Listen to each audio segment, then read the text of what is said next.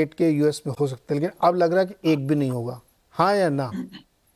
नहीं नहीं, 2 कट्स होंगे नीरज जी, मैं कि तो कैसे बिल्कुल। होंगे बताओ ना, कि वो खुद ही हाँ कह रहे हैं फंड हाँ, वाले कि अब कुछ नहीं नहीं नहीं हो हो जाए। सकता।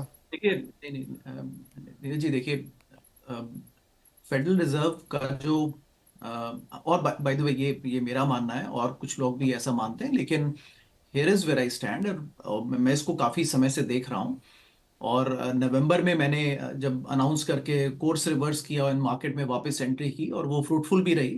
देखिए, फेडरल रिजर्व जो, और तमाम फेडरल रिजर्व जो सबसे ज्यादा एक चीज से नफरत करते हैं वो है when they are forced to do something, because उस समय इकोनॉमिक रैशनल को साइड में रख के उनको डिसीजंस लेने पड़ते हैं।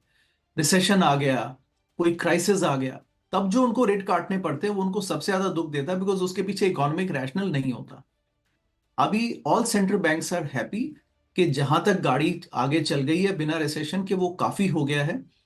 इंडिकेशंस बैंक ऑफ इंग्लैंड ने दिए हैं, यूरोपियन सेंट्रल बैंक में क्रिस्टीन लेगार्ड ने भी बिल्कुल क्लियर इंडिकेशंस दिए हैं। They just want to start the de ramping. वो फोर्स्ड हैंड नहीं चाहते हैं। अब देखिए, इस इवेंट से फेडरल रिजर्व भी इनको नोटिस कर रहा होगा कि देखिए, अगर ये क्राइसिस ज्यादा बढ़ गया तो हमारे हाथ बंद जाएंगे और हमें जबरदस्ती रेट्स काटने पड़ेंगे। दैट नोबडी वांट्स, तो वो शुरुआत कर देंगे।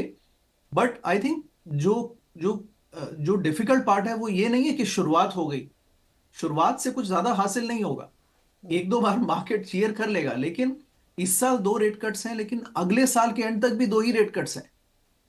आई थिंक वो ज्यादा सीरियस आउटलुक है कि अगर हम फेडरल रिजर्व के प्रोजेक्शन पर जाएं, और वो there saying like they will be what 4% और 4 point, between 4 and 4.3% by 2026 2025 end, वो फिर बड़ा हाई नंबर है। क्या उसको इकोनॉमीज झेल सकती हैं, including US economy? That's a bigger problem. तो शुरुआत हो जाएगी, because they just want to start. Okay.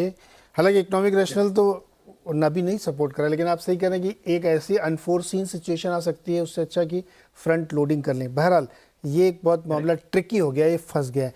अब दूसरा सवाल आते हैं जो हमारे डोमेस्टिक मार्केट के लिए बहुत इंपॉर्टेंट है। हमने देखा कि आईटी कंपनीज के रिजल्ट्स आए, बहुत अच्छे नहीं आए। इन्फोसिस के आप लें या टीसीएस के भी आप ले लें, विप्रो के भी आप उसमें जोड़ लीजिए।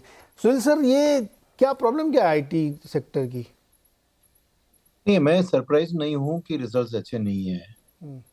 मार्केट जस्ट कॉन्स्टेंटली उम्मीद रखती है ये बड़े दिग्गज कंपनी अच्छी कम करेंगे। अरे जब से आपको यूएस में स्लो डाउन चल रहा है, ये चल रहा है, तो उनका मेन बिजनेस उधर से आता है। सेकेंड, उनकी मेन कस्टमर होती है बीएफएसआई वर्टिकल। वहां पे भी हालत ठीक नहीं है। तो आईटी कंपनीज की आउटलुक में ये मेन प्रॉब्लम आईटी का प्रॉब्लम था वैल्यूएशन का, रादर देन द रिजल्ट्स का। देखो लॉन्ग टर्म में देखिए, आईटी कंपनीज एक स्टेडी ग्रोथ कंपनीज रही थी। कोविड के टाइम में क्या हुआ कि क्योंकि एवरीथिंग एल्स और एक इंटरनेट ऑफ थिंग्स